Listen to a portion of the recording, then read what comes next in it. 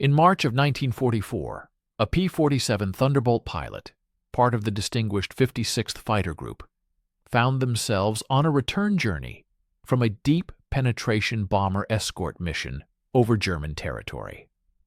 With the primary objective completed, the opportunity arose to engage secondary targets. Below, a sprawling Luftwaffe airbase presented itself, its runways lined with numerous Messerschmitts and Focke-Wulfs, seemingly vulnerable. As the flight leader initiated the assault, the pilot executed a practiced dive, aligning with the runway from the eastern side, a maneuver meticulously rehearsed countless times during training exercises back in England. However, the tranquility of the sky was abruptly shattered. Tracer fire erupted from every conceivable point on the airfield, creating an almost impenetrable wall of flak. The aerial bombardment was so intense that it felt as if one could physically traverse it. Tragically, the pilot's wingman suffered a direct hit to his engine, forcing him to disengage, leaving a dark plume of smoke in his wake. Committed to the attack, the pilot hurtled downwards at an astonishing 300 miles per hour, acutely aware that every defensive position on the base had anticipated their approach.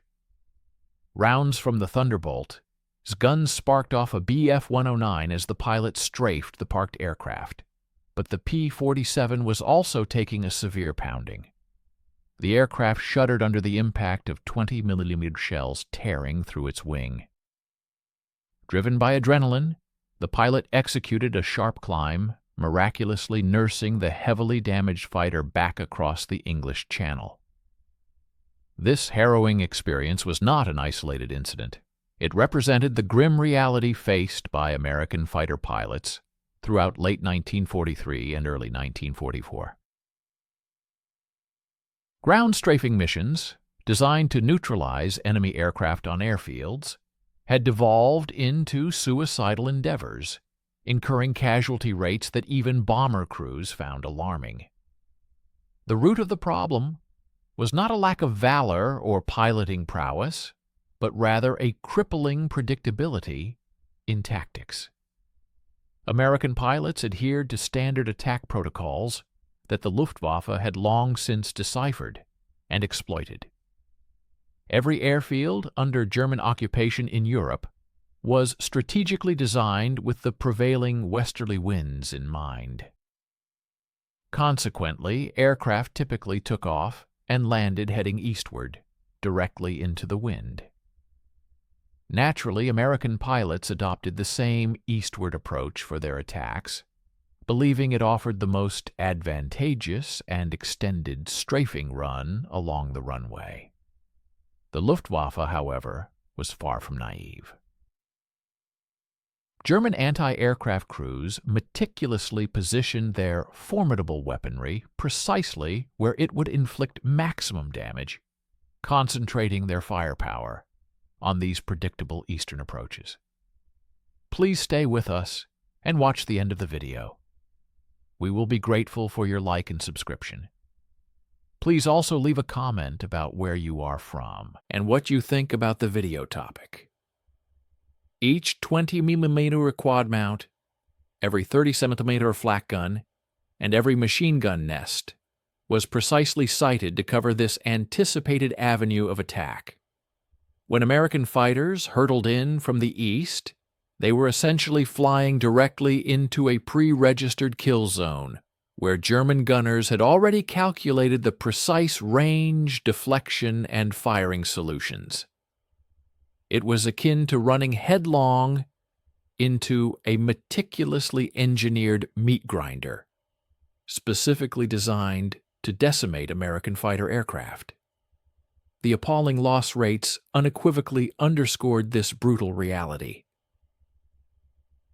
During strafing assaults in January and February 1944, the 8th Fighter Command experienced aircraft losses at nearly 4 times the rate encountered in air-to-air combat.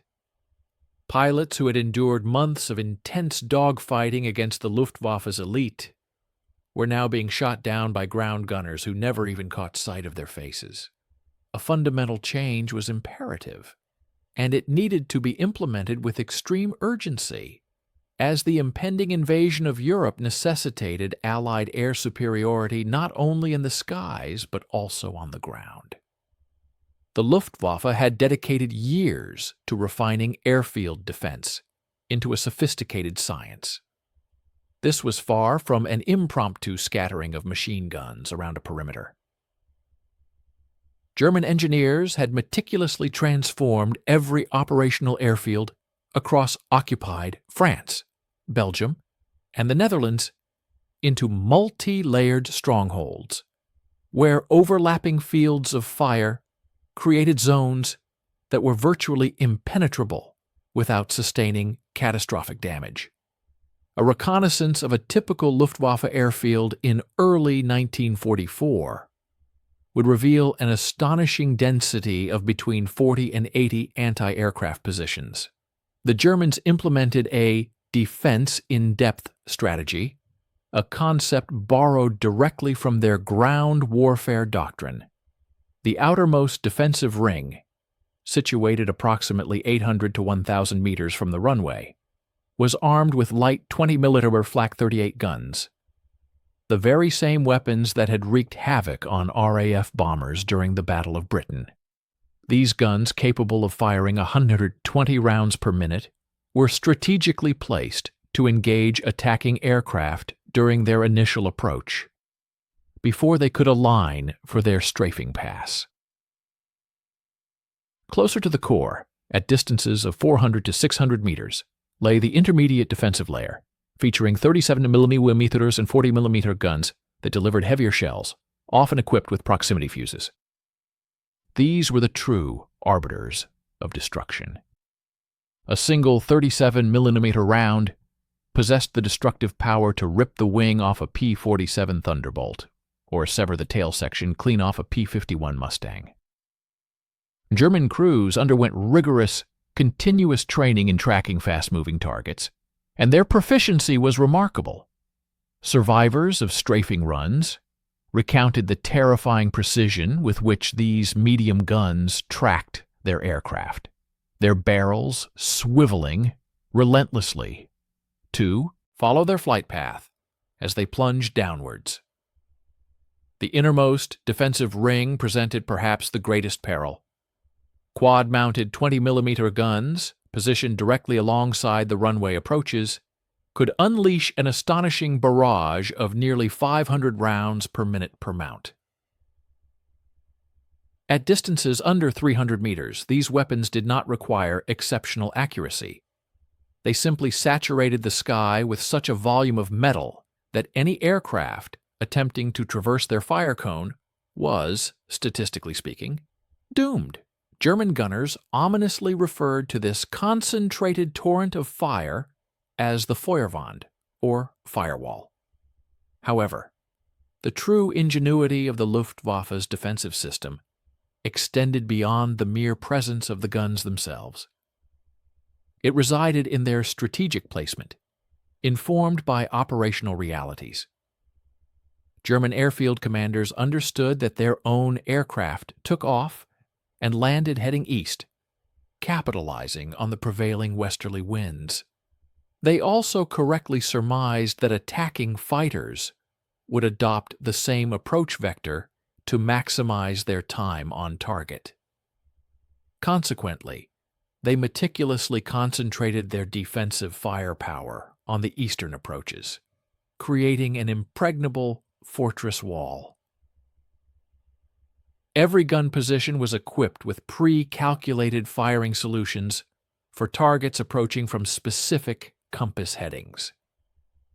Gunners were not left to guesswork. They had fired practice rounds at those exact angles hundreds of times. The Germans even employed a cunning deception, positioning dummy aircraft on the western side of airfields as bait. These consisted of battle-damaged wrecks or meticulously crafted wooden mock-ups, painted to resemble operational fighters.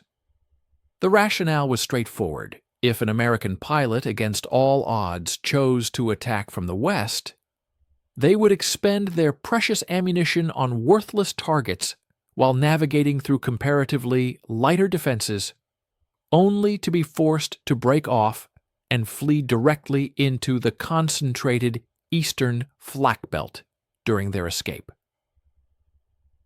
Intelligence reports gleaned from captured Luftwaffe personnel unequivocally revealed specific orders for German airfield defense crews: engage targets at maximum range from the east, compel them to traverse multiple fire zones, and sustain concentrated fire even after the attacking aircraft had passed overhead, aiming to inflict damage during their egress.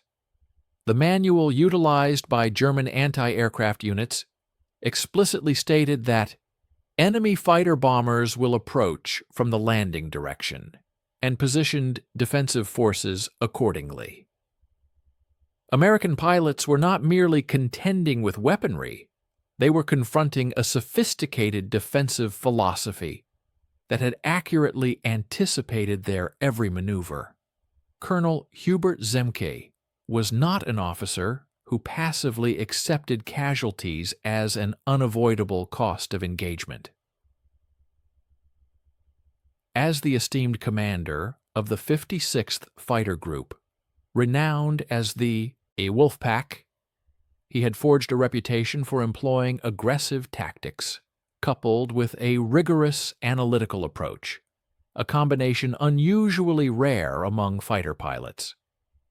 While other group commanders prioritized individual bravery and flying skill, Zemke approached air combat with the methodical precision of an engineer tackling a complex problem. In early 1944, he confronted a problem that was decimating his pilots at an intolerable rate. Zemke initiated a meticulous data collection effort.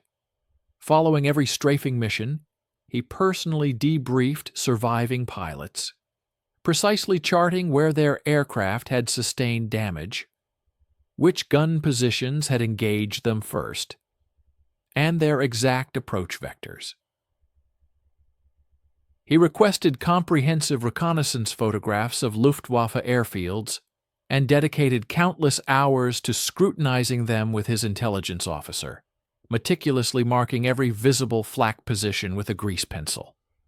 What emerged was a pattern so strikingly obvious that it seemed inconceivable it had gone unaddressed. The Luftwaffe had systematically constructed its defenses to counter attacks originating from the east, and exclusively so. The western approaches, by contrast, possessed perhaps only one-third of the gun emplacements, and those that did exist were positioned to engage aircraft climbing out after an attack run rather than inbound aircraft.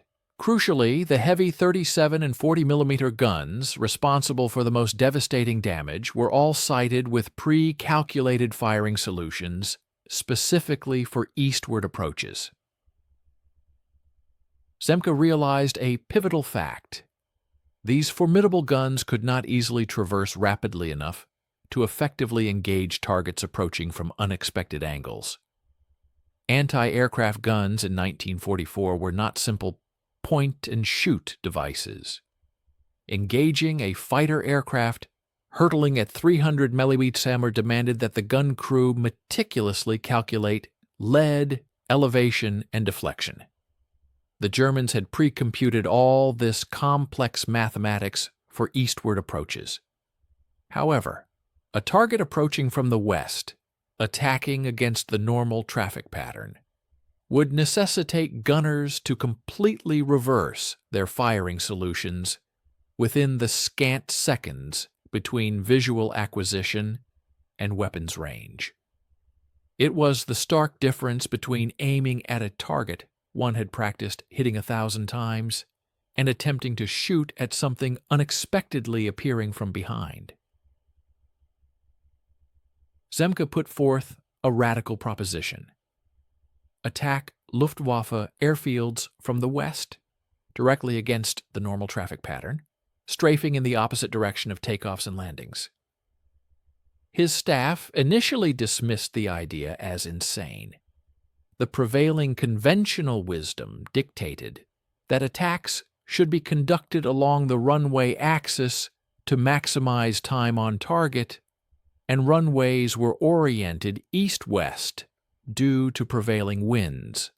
Attacking from the west, they argued, would mean strafing across the runway rather than along its length, thereby reducing the time available to engage parked aircraft. Colonel Zemke, a shrewd tactician, had meticulously analyzed the data. He posited that if an unconventional approach from the western sector could significantly reduce the vulnerability of his pilots to anti-aircraft fire, a remarkable 70% decrease in flak damage, then a slightly diminished duration over the target area would be an acceptable trade-off. The stark reality was that fallen airmen could not continue their mission to neutralize enemy aircraft.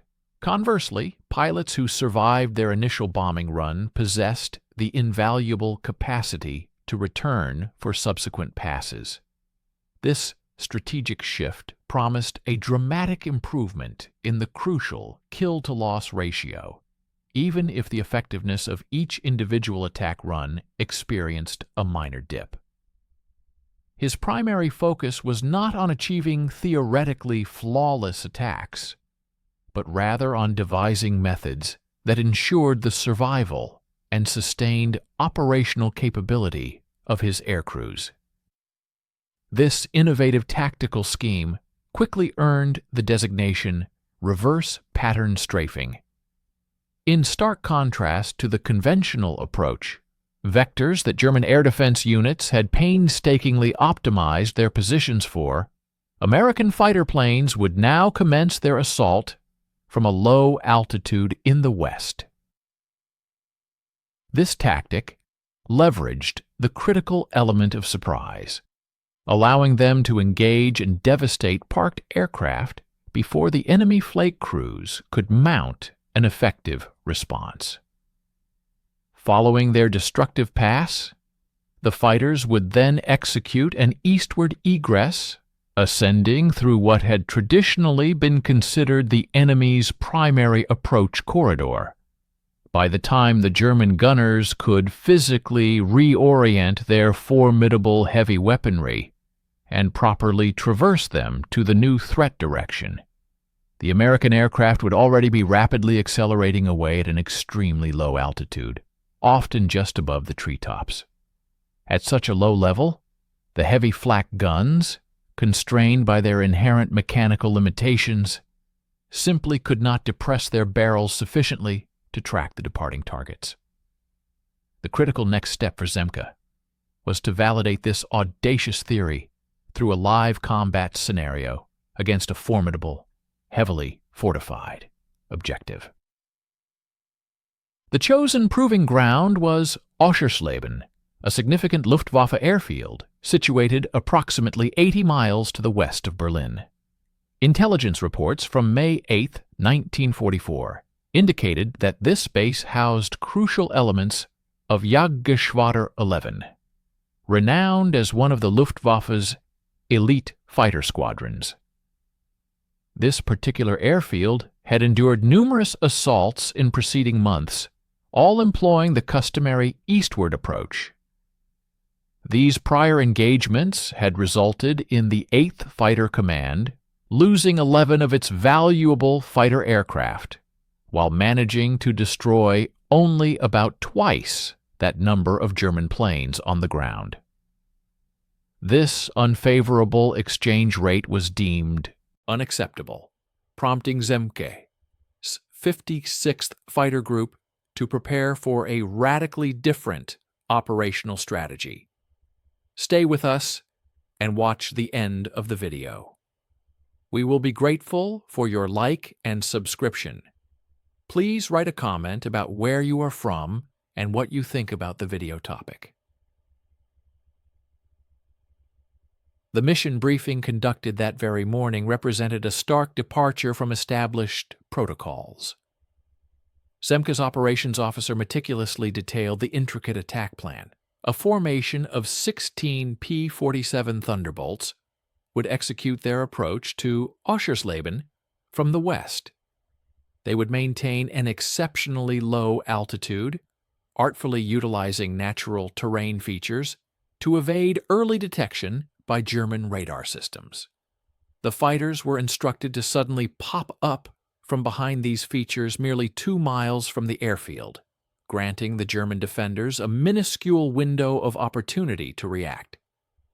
Their primary objective would be to strafe westward across the expansive parking revetments and aircraft dispersal areas, before swiftly exiting the combat zone by egressing to the east. Many pilots who possessed prior combat experience against Oschersleben reviewed the briefing maps with overt skepticism. Their extensive training had rigidly instilled the doctrine of attacking along the length of a runway, never across it. However, Zemke had discerningly selected his flight leaders, choosing individuals who implicitly trusted his strategic acumen and demonstrated a remarkable capacity to adapt tactical plans fluidly in the heat of battle. Captain Walter Majoran, an accomplished ace credited with 16 confirmed kills, was designated to command the initial flight. Lieutenant Robert Johnson, celebrated for his legendary feat of nursing a severely damaged Thunderbolt, riddled with over 200 bullet holes, back to base, was appointed to lead the second flight. These were not inexperienced aviators prone to panic when confronted with unforeseen circumstances. Rather, they were seasoned combat veterans, possessing the invaluable skill of improvisation. The meticulously planned assault unfolded precisely as Zemke had envisioned. The formidable P-47 Thunderbolts descended, shrieking in at a mere 50 feet above the ground, their powerful engines roaring as they swept over the western perimeter of Oschersleben. Their arrival was so swift and unexpected that German radar systems had not even registered their presence. It was the Luftwaffe pilots on the ground who first caught sight of the incoming American fighters. Personnel who had been leisurely walking towards their aircraft or diligently conducting pre-flight inspections suddenly scrambled, diving headlong into the relative safety of slit trenches as 8-ton warplanes, traveling at speeds exceeding 300 km/h, thundered directly overhead. The anti-aircraft emplacements positioned on the western flank of the airfield belatedly commenced firing, yet these were few in number. Their crews were observed frantically attempting to track targets that had already surged past their optimal firing positions. Captain Majoran's flight precisely struck the main dispersal area, where numerous FW-190s were arrayed wingtip to wingtip. His battery of 50 caliber machine guns, with 4 mounted in each wing, discharged a continuous torrent of fire that tore through 3 enemy fighters before he even found it necessary to make any aiming adjustments. The armor-piercing incendiary rounds proved devastatingly effective, effortlessly puncturing aluminum skin, igniting fuel tanks, and obliterating engine blocks. 2 of the Focke-Wulfs erupted into immediate explosions, while the third simply collapsed into a mangled wreck as its internal structural integrity catastrophically failed.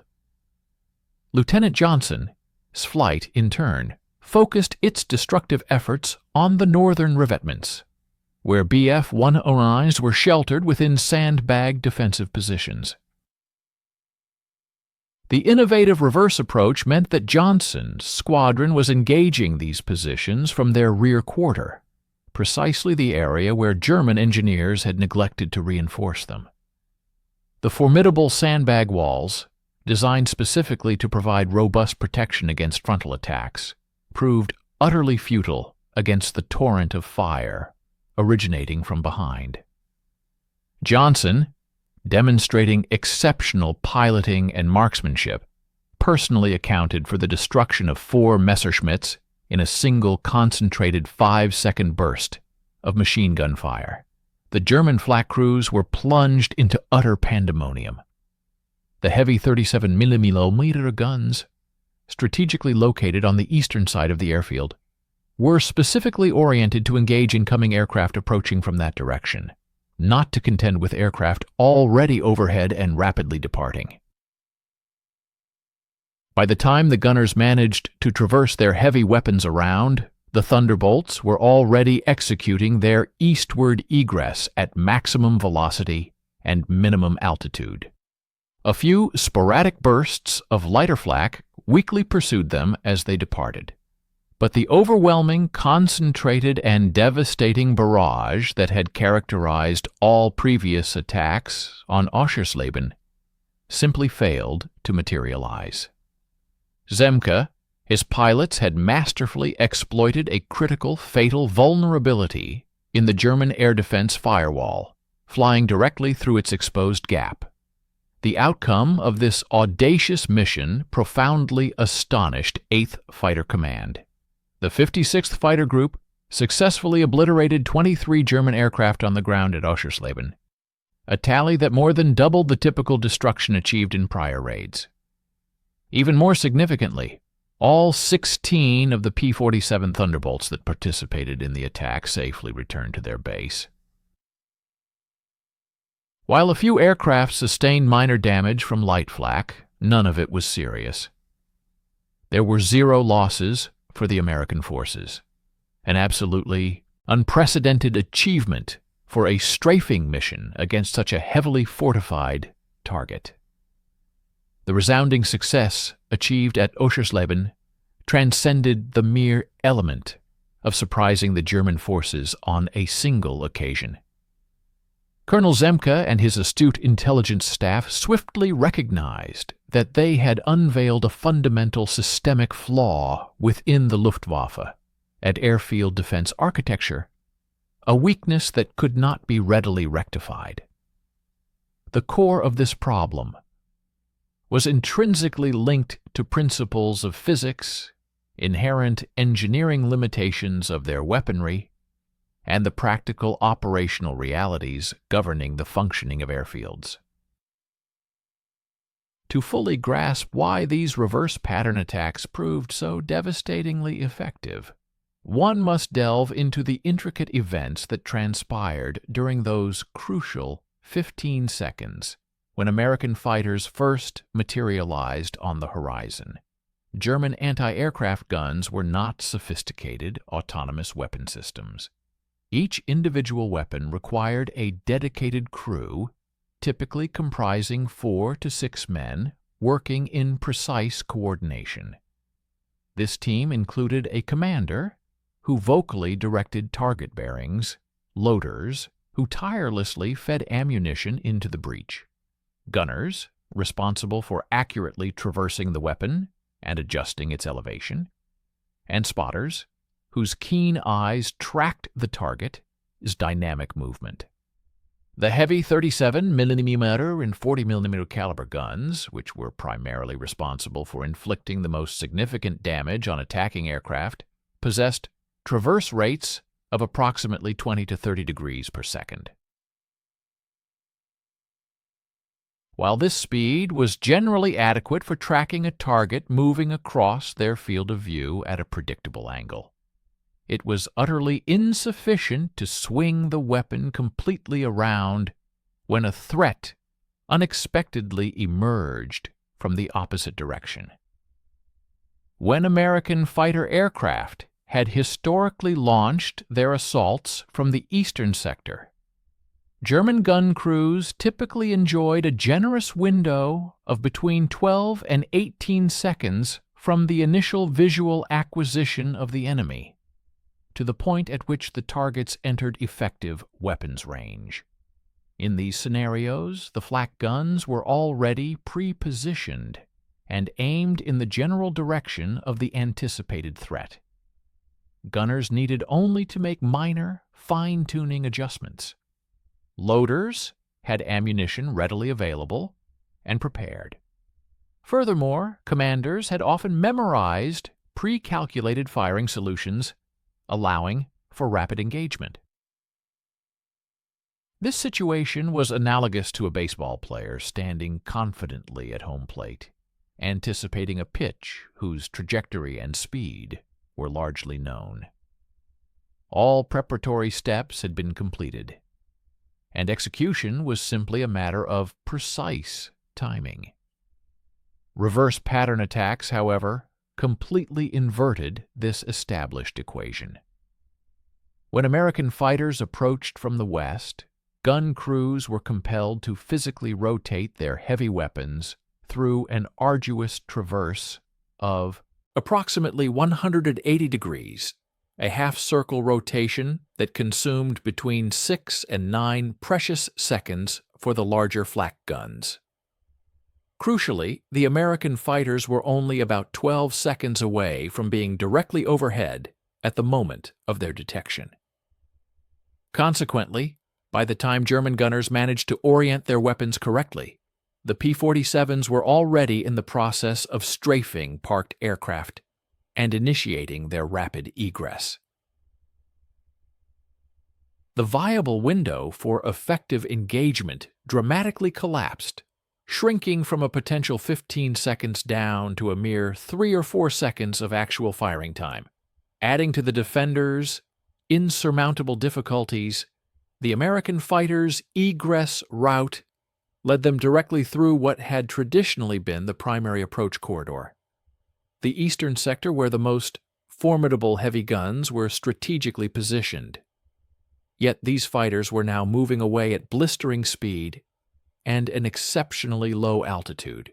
Anti-aircraft guns possess inherent limitations in their depression capabilities. They simply cannot aim straight down.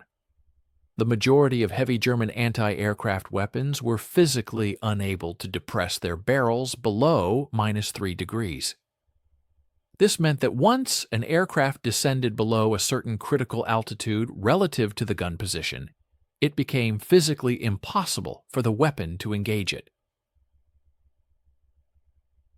American pilots, expertly exploiting the advantages of reverse pattern attacks, executed their egress at altitudes ranging from a mere 50 to 100 feet above the ground, effectively placing them beneath the depression limits of the most dangerous German anti-aircraft artillery. The complex mathematics governing deflection shooting further exacerbated the predicament for German gunners. When a target traverses one's field of view, the fundamental principle dictates that one must aim ahead of it, leading the target, so that the fired shells and the aircraft converge at the identical point in space. The precise amount of lead required is directly contingent upon the target, speed, and its angular trajectory. German gunners had diligently practiced these intricate calculations for countless hours, specifically for targets approaching from the east. However, when American fighters unexpectedly attacked from the west, all of those ingrained calculations were instantly inverted.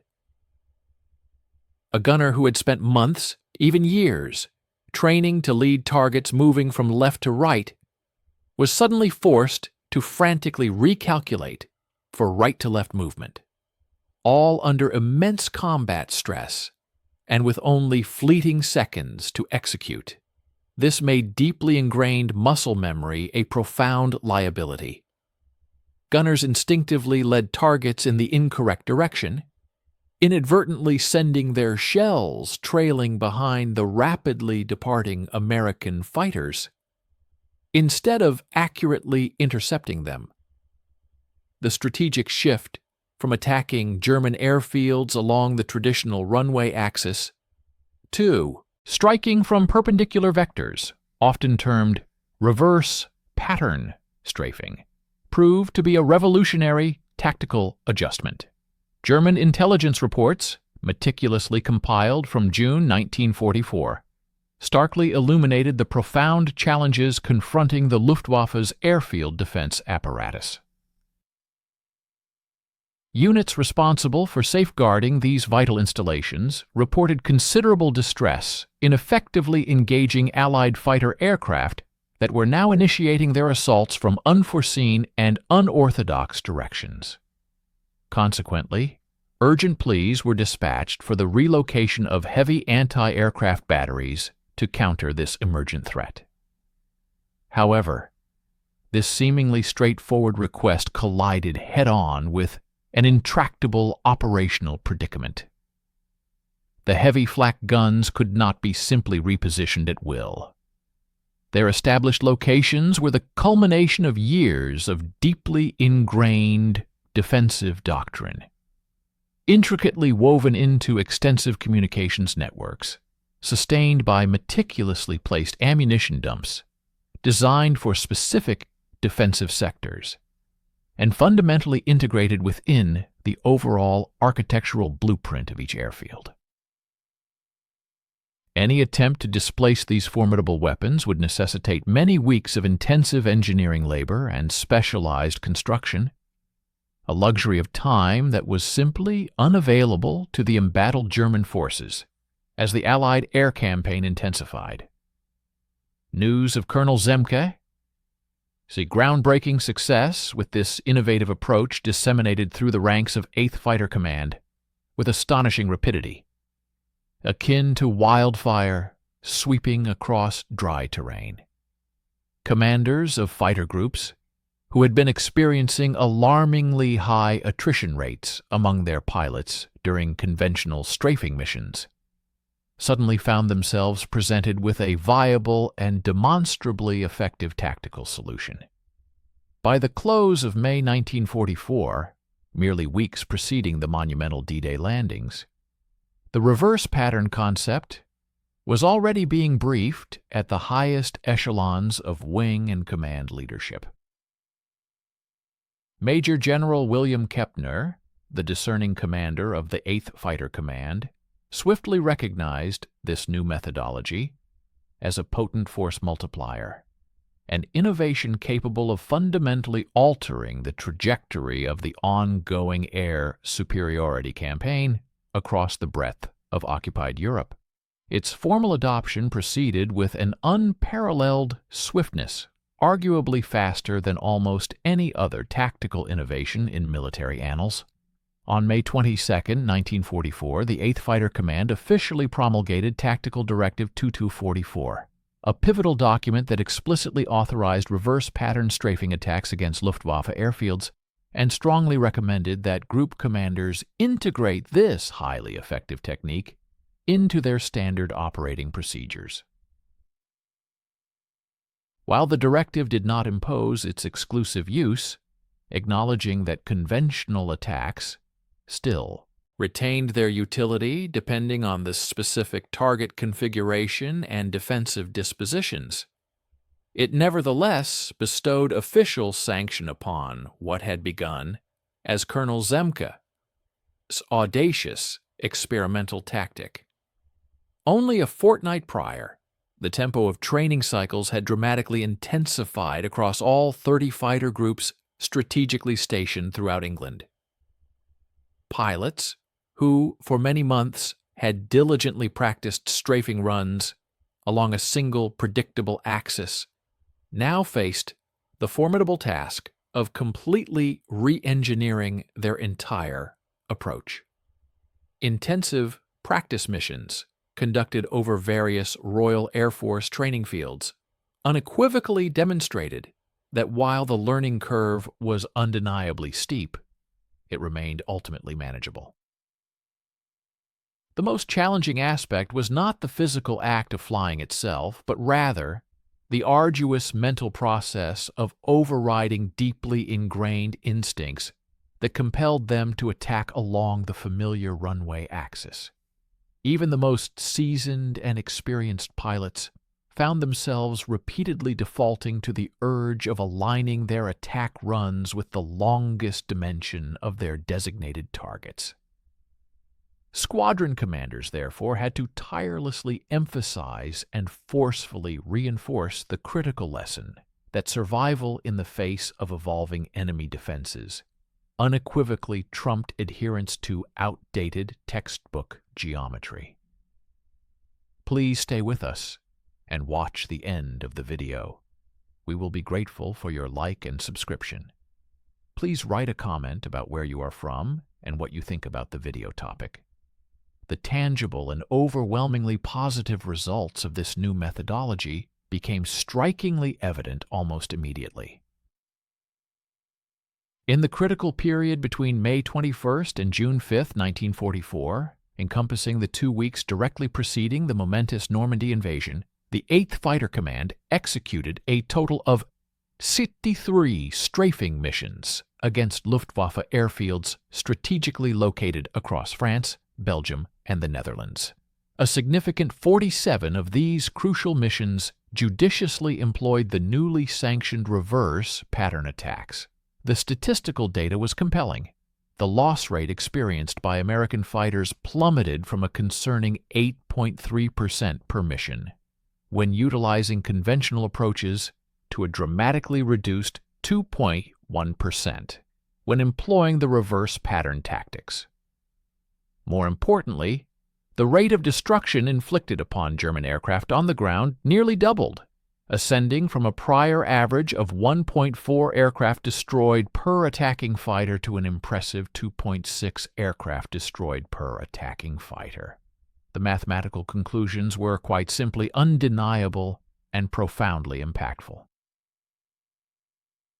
This radical shift meant that for every American fighter aircraft regrettably lost during these operations, the Luftwaffe was suffering the destruction of a significantly greater number of its own aircraft on the ground compared to previous months. A particularly illustrative example of this devastating effectiveness was provided by Major Thomas Hayes of the 357th Fighter Group. On June 3rd, during a reverse pattern pass against the strategically important Juvincourt Airfield, he reported annihilating 6 Bf-109s. Demonstrating exceptional prowess, he then executed a second pass that accounted for an additional 3 enemy aircraft. His flight of just 4 P-51 Mustangs collectively contributed to the destruction of an astonishing 27 German aircraft on that single day, all achieved without incurring a solitary loss to his own formation. Such extraordinary numbers would have been utterly unattainable and frankly deemed impossible had conventional tactics been employed. The 9th Air Force, which bore the critical responsibility for providing tactical air support to ground forces, adopted the reverse pattern technique with even greater alacrity than its counterpart, the 8th Air Force. Their operational units, equipped with P-47s and P-38s, were already accustomed to operating at lower altitudes and possessed more extensive experience in dedicated ground attack missions. When the reverse pattern doctrine permeated down to tactical fighter-bomber squadrons in early June, a remarkable transformation occurred. Pilots who had previously harbored a deep dread of undertaking hazardous airfield strikes suddenly began volunteering for these missions with newfound eagerness. The 362nd Fighter Group, exemplifying this shift, conducted 31 reverse pattern attacks between June 6th and June 30th, successfully destroying over 200 German aircraft on airfields scattered across Normandy, while incurring the loss of only 4 P-47s to ground fire. Intelligence assessments derived from crucial ultra-intercepts, which involved the sophisticated decoding of German communications, painted a stark picture of the Luftwaffe's increasingly desperate situation. These intercepts revealed that German units were frantically requesting reinforced airfield defenses and reporting widespread and severe morale problems among their ground crews, who felt profoundly defenseless against the relentless and unpredictable new American tactics. One particularly telling intercepted message, emanating from Luftwaffe 3 headquarters in mid-June, voiced a bitter complaint Enemy fighters now attacking from all vectors, defensive preparations insufficient, urgent need for mobile flak batteries. This communication unequivocally demonstrated that the Luftwaffe was acutely aware of the tactical innovations being employed by the Americans. Their fundamental and tragic dilemma was simply an inability to effectively counteract or stop them. By July 1944, the reverse pattern strafing technique had become firmly embedded as standard doctrine across both the 8th and 9th Air Forces. Training manuals were promptly updated to reflect this critical tactical evolution, and compelling gun camera footage of successful attacks was widely distributed to serve as invaluable instructional material for pilots. Furthermore, new pilots arriving in the theater of operations were meticulously taught the technique as a fundamental skill, even before embarking on their very first combat mission. What had originated as one colonel, his insightful analytical approach to a pressing tactical problem had, in a remarkable testament to its effectiveness and the urgency of its need, become fully institutionalized across the entire American fighter force in Europe in a remarkably short span of less than 2 months. However, the Luftwaffe was far from passively accepting the systematic shredding of their vital airfields by American fighters. German commanders, recognizing the existential threat posed by these new tactics, immediately commenced implementing countermeasures with all the speed and efficiency that wartime logistics would permit. The core impediment, however, was that every proposed solution inevitably collided with a formidable array of constraints that proved ultimately insurmountable: chronic resource shortages, overwhelming time pressure, and the immutable fundamental physics inherent to effective airfield defense. The Americans had not merely discovered a minor vulnerability, a mere crack in the enemy defensive armor. They had, in fact, exposed a deeply rooted, systemic, structural flaw within the very framework of German airfield protection. The initial German response was entirely predictable and strategically logical: to reposition their formidable flak guns to adequately cover the previously neglected Western approaches. In the latter part of May and the early days of June 1944, Luftwaffe airfield defense units received explicit orders to systematically redistribute their anti-aircraft weapons, aiming to establish more balanced and comprehensive defensive perimeters. Heavy 30mm and 40mm guns, which had been primarily concentrated on safeguarding the eastern sectors of airfields due to historical threat assessments, were now mandated to be moved. The objective was to meticulously create overlapping fields of fire that could effectively engage threats approaching from all compass directions. On paper, this strategy presented itself as a perfectly reasonable and sound defensive solution. In practical application, however, this seemingly logical repositioning effort quickly devolved into an unmitigated logistical nightmare. Moving a heavy flak position was an endeavor vastly more complex and arduous than simply relocating a portable machine gun nest. Each individual 3. 7mm flak, 43 anti-aircraft cannon, complete with its formidable mount, weighed in excess of 4,000 pounds, and necessitated either a robust concrete foundation or heavily reinforced earthworks to effectively absorb and withstand the immense recoil forces generated during firing. Furthermore, the intricate electrical targeting systems, secure ammunition storage bunkers, vital communications lines, and crew shelters all had to be meticulously rebuilt from their very foundations. Engineering units conservatively estimated that it would require a daunting 6 to 8 weeks per position to properly relocate and re-zero these sophisticated weapons. A luxury of 6 weeks was simply not afforded to the Luftwaffe. The Allied invasion was already well underway, and American fighters were relentlessly striking German airfields on a daily basis. Faced with this exigency, some desperate airfield commanders attempted expedient, albeit severely compromised solutions, positioning guns on temporary mounts without the benefit of proper stable foundations. These hastily emplaced installations suffered from severe limitations. Without stable platforms, the accuracy of the guns degraded significantly. The powerful recoil generated from rapid fire would physically shift the entire gun position, catastrophically throwing off any precise targeting. Crews frequently reported debilitating jamming issues and myriad mechanical failures, often attributed to the intense vibrations. A hastily emplaced flak gun might manage to discharge a few bursts, but it was utterly incapable of delivering the concentrated, accurate, and sustained fire that had initially rendered German airfield defenses so devastatingly lethal.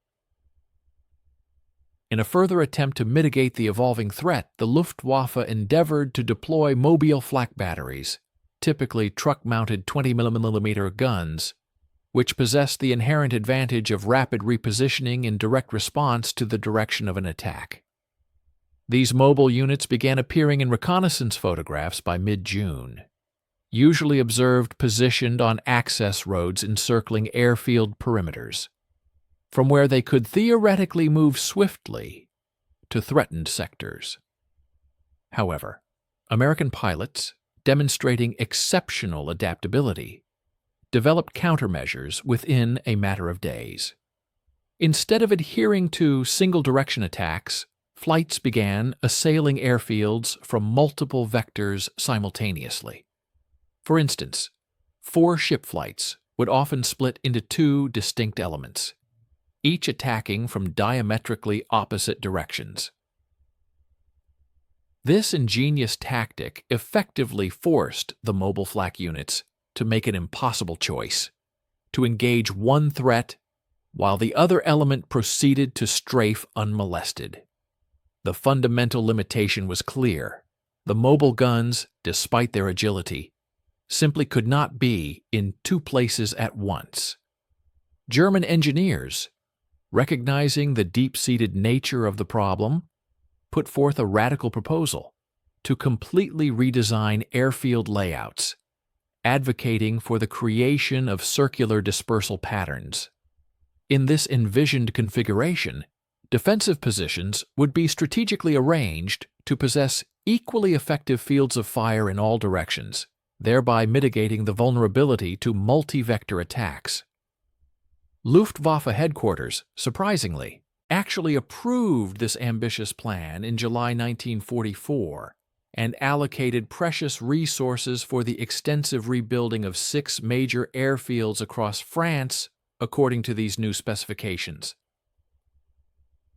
However, a mere 3 weeks later, all 6 of these airfields fell into Allied hands following the rapid and decisive Normandy breakout. Consequently, these elaborate defensive redesigns never progressed beyond the blueprint stage, becoming yet another casualty of the swift Allied advance. The Luftwaffe also resorted to attempting deception tactics in a desperate bid to protect their assets.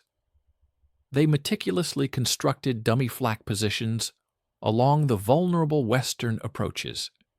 These typically consisted of sandbag emplacements adorned with logs cunningly painted to resemble formidable gun barrels.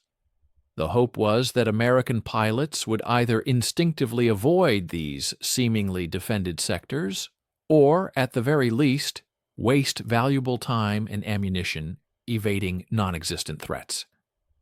However, once again, ultra-intercepts proved to be the undoing of this strategy, revealing the German deception in early July.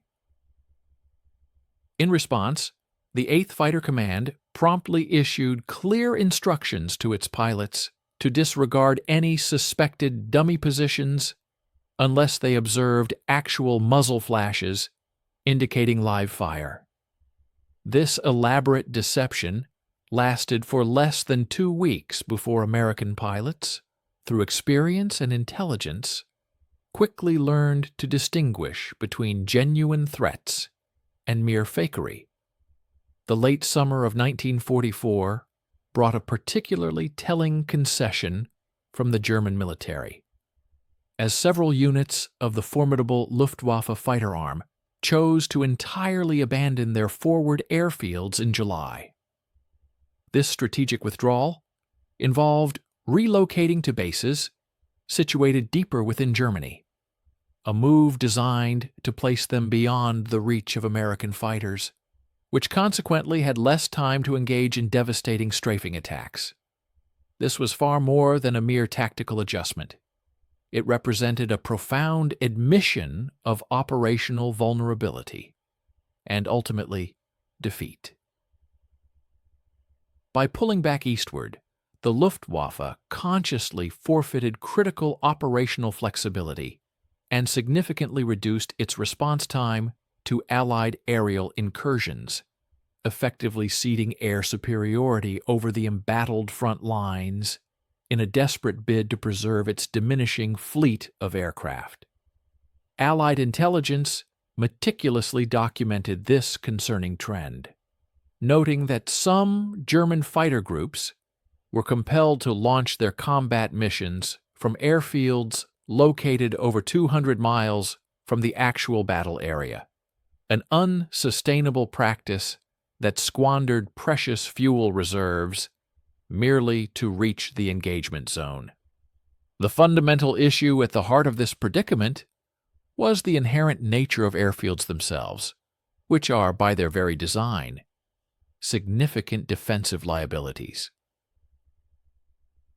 They are impossible to conceal from aerial reconnaissance, unmovable once constructed, and necessitate predictable approach and departure patterns dictated by prevailing wind conditions and weather phenomena.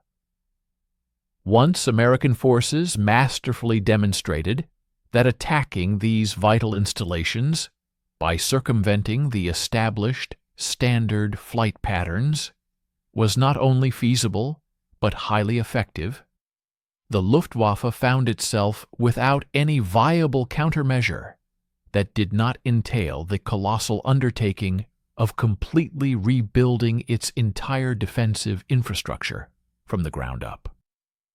Such an immense task was simply beyond the capabilities of the Luftwaffe, which lacked both the necessary time, the material resources, and the strategic breathing room to execute such a monumental reconstruction effort while simultaneously engaged in a brutal and exhausting two-front war.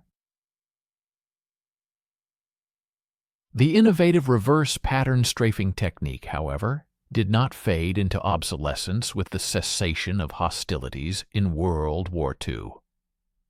The groundbreaking methods pioneered by Colonel Zemke and his intrepid pilots over Luftwaffe Airfields in 1944 evolved into a foundational doctrine whose echoes resonate through military aviation to this very day.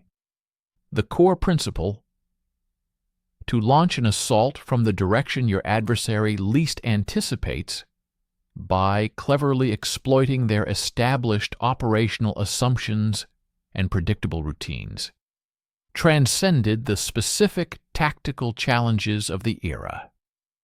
It became an enduring case study, meticulously analyzed and taught at every major air warfare institution across the globe, a testament to its profound and lasting strategic value.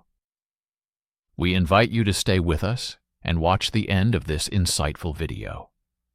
Your support, through a like and a subscription, would be greatly appreciated. Please also consider sharing where you are from and your thoughts on this fascinating topic in the comments section below. In the immediate aftermath of the global conflict, the newly established United States Air Force formally integrated reverse pattern attacks into its official ground attack doctrine. The seminal 1949 manual dedicated to fighter-bomber operations, a crucial guide for pilots, contained an entire chapter specifically outlining non-standard approach vectors for the suppression of enemy air defenses. This section was, in essence, a bureaucratic articulation of Zemke's original concept, meticulously translated into official military parlance. Pilots undergoing rigorous training for the impending Korean War diligently studied gun camera footage captured during the 1944 strafing runs, using these historical examples as vital instructional material on how to effectively survive and operate within heavily defended airspace. The Korean conflict unequivocally affirmed the technique's enduring relevance even in the nascent jet age. When advanced F-80 Shooting Stars and F-84 Thunderjets commenced their relentless assaults on North Korean and Chinese airfields in 1951, they encountered elaborate defense networks, remarkably similar in their configuration and tactical deployment to those previously employed by the Luftwaffe. These defenses typically consisted of layered anti-aircraft guns strategically positioned to counter conventional standard approach patterns. American pilots, drawing upon ingrained institutional knowledge, applied reverse pattern tactics almost instinctively, launching their attacks on these airfields from unexpected vectors that effectively caught the defenders, who were typically positioned for conventional attacks, off guard. Consequently, the loss rates experienced during airfield strikes in Korea were notably lower than strategic planners had initially predicted, a significant achievement largely attributable to the invaluable institutional memory of what had proven successful in the European theater. The Soviet Union, a keen observer of global military developments, certainly took notice of these American tactical innovations. Following a comprehensive study of American tactics employed in Korea, Soviet military aviation theorists embarked on a complete redesign of their own airfield defense doctrine. By the mid-1950s, new Soviet air defense manuals were mandating comprehensive 360-degree coverage with strategically overlapping fire zones around their airfields, explicitly citing American variable vector attacks as the primary threat model against which these new defenses were being designed. When American reconnaissance aircraft subsequently photographed Soviet airfields in the late 1950s, the distinctive circular defensive layouts were immediately recognizable as direct and unequivocal responses to the pioneering work Zemke had spearheaded some 15 years prior. The Vietnam War ushered in yet another significant evolution in aerial warfare.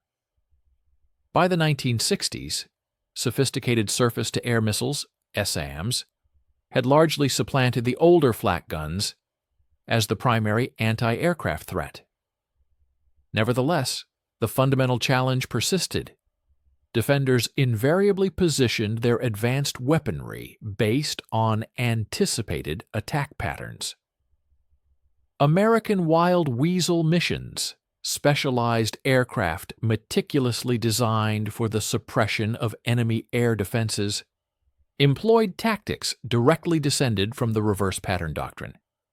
Instead of approaching their targets along the most obvious or logical vectors, Wild Weasel crews deliberately flew highly unpredictable routes. This tactical maneuver compelled North Vietnamese missile operators to constantly reposition their launchers and recalculate their targeting solutions, thereby significantly degrading the overall effectiveness of their formidable missile defense systems. Contemporary stealth technology represents an even further advancement of this foundational concept. Modern aircraft, such as the F-22 and F-35, are meticulously engineered with radar cross-sections that exhibit dramatic variations depending on the viewing angle of enemy radar.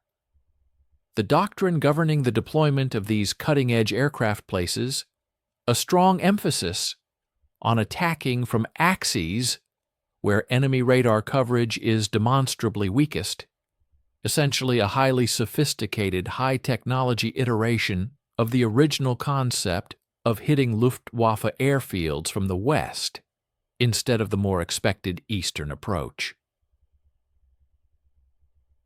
This core principle scales effectively, proving its utility across a wide spectrum of engagements, from close-quarters visual range gunfights to complex beyond visual range missile combat scenarios.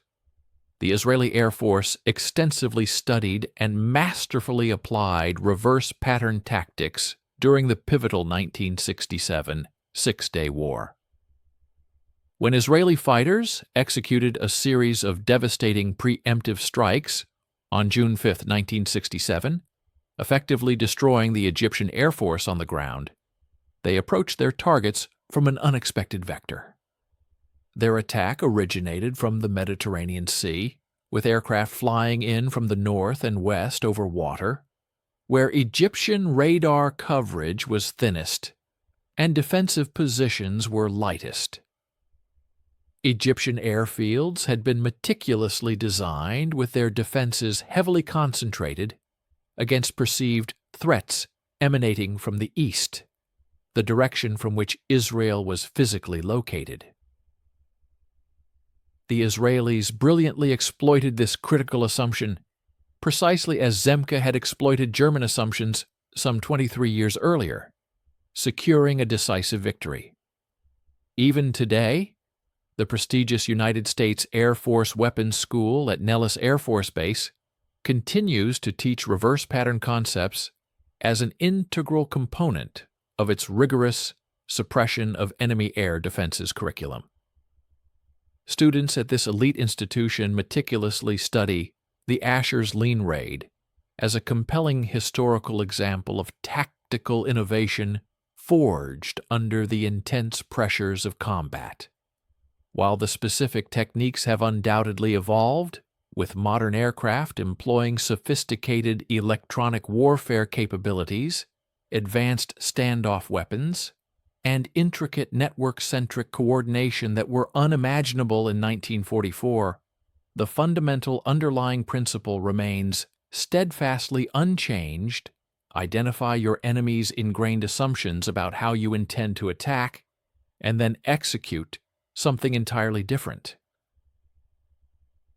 What truly renders the reverse pattern story so remarkable is not merely its proven efficacy, but the astonishing speed and impact of its genesis. It is a testament to the fact that a single officer, armed with little more than a calculator and a collection of reconnaissance photographs, was able to precisely identify a critical operational problem, swiftly develop a viable solution, rigorously test it under the unforgiving crucible of combat conditions, and fundamentally alter operational doctrine across an entire theater of war in an astonishingly brief period of less than 8 weeks. In an era where vast military bureaucracies are frequently, and often justifiably, criticized for their glacial pace of adaptation, Zemke's brilliant innovation stands as irrefutable proof that genuinely good ideas can disseminate and take hold with remarkable swiftness when human lives hang precariously in the balance. The Luftwaffe had painstakingly dedicated years to constructing an elaborate system of airfield defenses meticulously optimized for a singular anticipated threat model. Zemke, with his incisive insight, spent mere weeks proving that model utterly wrong. The profound ripples generated by that singular, brilliant insight are still distinctly visible in the methodologies and strategic approaches employed by modern air forces when executing ground attack missions 8 decades later.